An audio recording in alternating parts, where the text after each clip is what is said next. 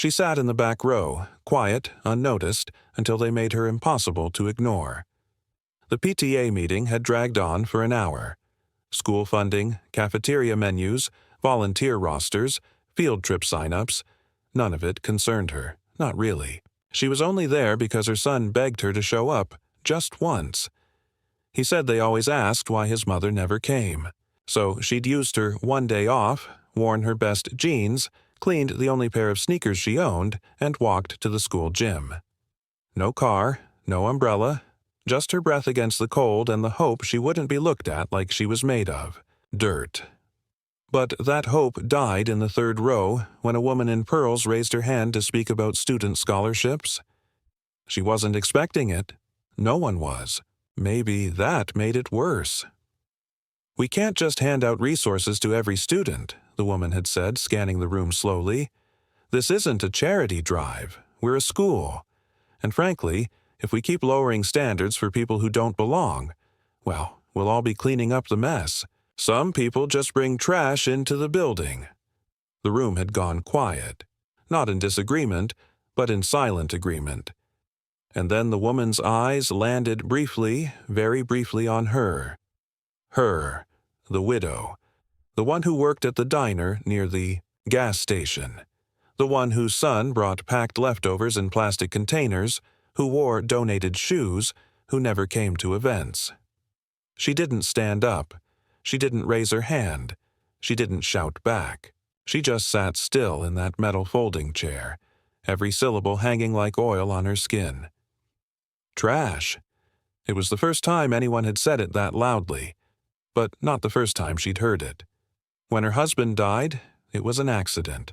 A car, a rainy road, and no seatbelt. No insurance. No savings. Just a body, a burial bill, and a mortgage that swallowed everything within 3 months.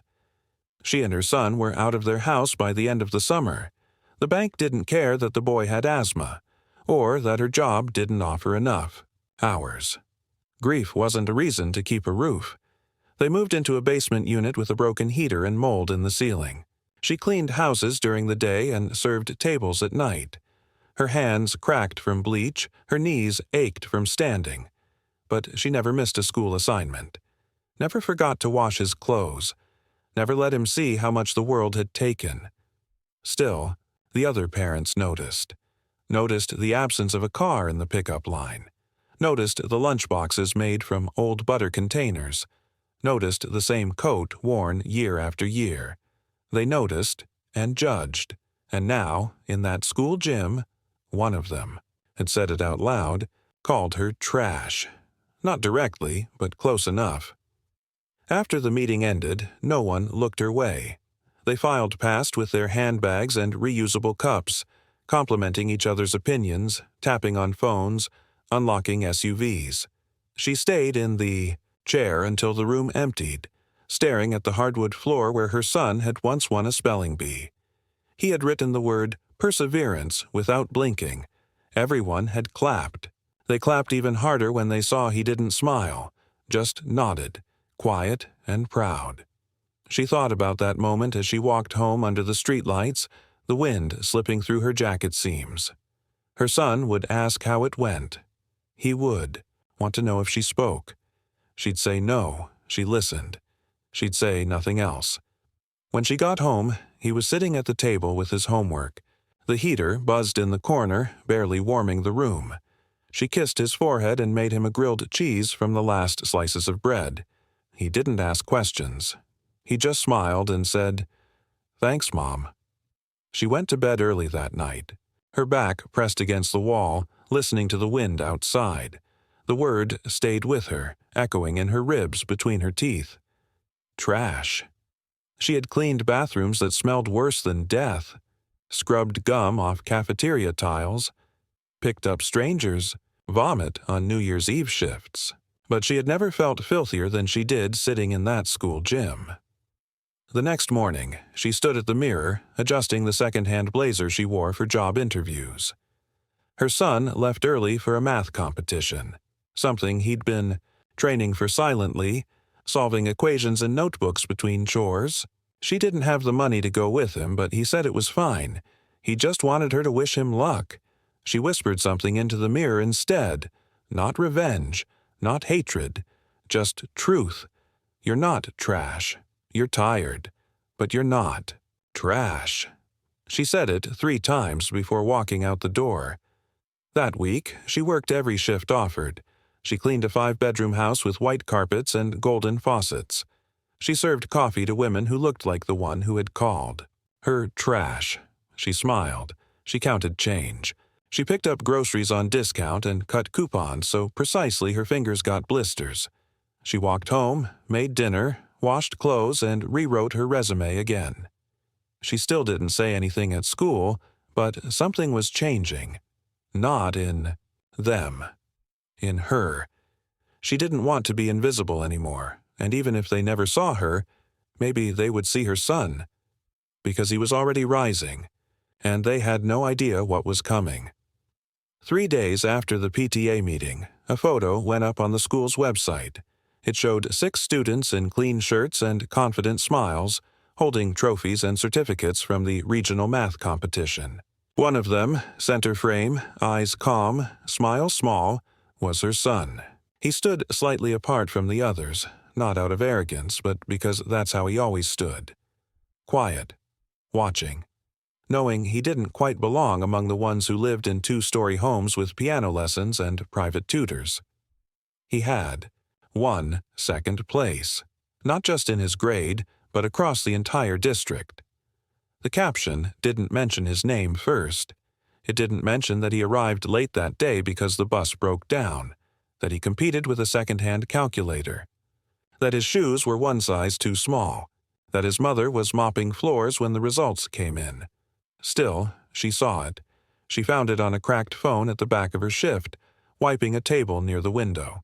Someone had left their tablet open, and there he was, her son, standing, with the others, in the middle of pride that didn't yet have a voice. She stared for a long time, then got back to work. When her shift ended, she walked home under the same gray sky, holding a dollar store bag with eggs, rice, and a carton of milk. It was all she could manage this week, but he never asked for more. When she opened the door, she found him already doing homework. The paper certificate from the math event lay carefully on the table. Not crumpled, not forgotten. He didn't say much, he never did. But she walked over, picked it up, and kissed the corner of it like it was sacred. That weekend, she didn't rest. She used a public library computer to find a community scholarship for underprivileged students gifted in math. She printed the forms, filled them by hand, and mailed them with 2 stamps she had borrowed from the church donation desk. Then she called the school and asked if there was any way to get her son into the advanced program. The secretary's voice had that tone again, tight, forced patience. "We'll look into it," she said, which meant nothing. At school, the other parents were talking. They mentioned the math event, the rankings. Some congratulated each other. Others speculated about who would win the science fair next. No one brought up her son by name. He was on the poster, but not in their circle. Still, she came to the next PTA meeting. She wore the same blazer, the same shoes. This time she sat in the 2nd row, when the same woman from before raised her hand. Her tone was polished as ever. She congratulated our school's wonderful winners and added, "We should be proud of those who truly earned it, not those who expect sympathy points." Again, no one stopped her. Again, no one looked toward the widow, but this time the widow didn't flinch. She didn't bow her head. She sat upright, hands folded in her lap, and let the words pass through her like a wind that no longer moved her. Because the numbers didn't lie. Her son had ranked higher than every child in that room. Her son had done it without resources, without connections, without applause. The school's counselor finally called her one morning. They had reviewed her son's scores. They would allow him into the advanced math program. No scholarships yet, but it was a start. He would have to stay late for practice. She would have to sign extra forms. Could she manage? She said yes before the question even ended. The late hours meant she had to change shifts. It meant less money, more bus fare, more walking. But she adjusted. She gave up her own dinners some nights. She stopped buying milk for herself. She wore the same clothes for months. But he got there. Every practice, every meeting. She waited outside the building while he studied, sometimes for hours, holding her coat around her and reading torn magazines from the school's donation bin. Months passed. The final math competition came. She didn't have the money for transport or proper outfit, but the church gave her a ride. She sat in the very back of the auditorium, hidden behind taller parents. She didn't cheer loudly. She just watched. When they called his name for first place, she didn't cry. She pressed her hand to her chest and closed her eyes. It wasn't just the medal. It wasn't just the applause. It was the silence afterward, when people began to whisper. Who is his mother? Where does he come from? I've never seen her at the fundraisers. She didn't introduce herself. She just stood up when the ceremony ended, walked down the aisle slowly, and met him at the side of the stage. He saw her and smiled. That quiet smile. He didn't need the crowd. He had her, and she had never been prouder. They walked out together, past the other parents, past the woman in pearls who had stopped speaking mid-sentence as they passed. The woman didn't smile. She didn't nod. But she saw them, and that was enough. Because for the first time, they couldn't pretend he wasn't the best in the room, and they couldn't ignore the woman who raised him anymore. The certificate arrived first, mailed in a manila envelope from the district board, her son's name in bold, the medal enclosed in a padded pouch. She opened it slowly, sitting at the kitchen table in the small apartment that still smelled faintly of bleach and boiled rice. She laid the medal in the center of the table, beside the worn salt shaker and the dented kettle. She stared at it for a long time. It wasn't just a symbol of her son's brilliance. It was evidence. Proof that everything she had endured in silence had been worth something. She taped it beside the drawings he had made over the years. Each picture, each scribbled formula, each school award that had come before. The wall above the table had become their quiet shrine. No guests came to see it. No one applauded it. But it stood there, growing with every act of perseverance. Then came the email from the school. The PTA president wanted to highlight exceptional families at the next school board meeting. Would she and her son be willing to attend? There would be a short presentation, light refreshments, a chance to share their inspiring journey. She read the message twice. Then she let it sit unread for 3 days. The same people who didn't want her in their hallway. The same woman who had once labeled her as trash. Now they wanted her to pose for their newsletter, smile for the camera, let them polish her pain into something marketable. She considered ignoring it entirely, but her son saw the email open on the school computer. He didn't say anything. He just placed his hand on her shoulder and said, "I'm okay if you are." That night she wrote back a short reply. "Will attend." They didn't arrive in fancy clothes. She wore her cleanest jacket and a scarf gifted by a friend from church. He wore the shirt he saved for competitions. They took 2 buses to the venue, then walked 4 blocks. Her shoes pinched by the end of it, but she didn't let it show. The school board meeting was held in a polished room with banners on the wall and bottled water lined in neat rows. A podium stood in front of folding chairs. The principal spoke. First, congratulations, growth, future plans. Then came the PTA president. She smiled too much. She spoke too quickly. When she called them forward, the room clapped. Cameras flashed. She stood beside her son while the president listed his achievements. "Despite overwhelming challenges," she said, "this family has shown that anything is possible." Despite. The word hung bitter in her mouth. When the speech ended, they asked her to say a few words. She didn't plan to, but she stepped forward. Her voice was calm, even. She didn't cry. She didn't blame. She didn't name names. She only said, Success should never depend on how quietly someone suffers. My son didn't win because we're strong. He won because he worked when no one was watching, and because he never forgot who he was, even when others wanted him to. She stepped back. The applause that followed was loud, but it felt empty, because she knew what it was now. It wasn't respect. It was performance. They clapped because they were supposed to, because his success now reflected on them, because it looked good on paper. After the meeting, people shook her hand, told her she was inspirational, asked her about her journey. One mother said, "We always knew your boy had something special." She said it like it was a compliment, like it erased everything that came before. The woman in pearls didn't speak to her. She stood across the room, sipping sparkling water, smiling politely for pictures. On the way home, her son was quiet again. He held the program from the meeting in one hand. His name was misspelled. When they reached the apartment, she put the paper on the table, untied her shoes, and sat down. The next day, the school called again. A private school across town had seen the district results.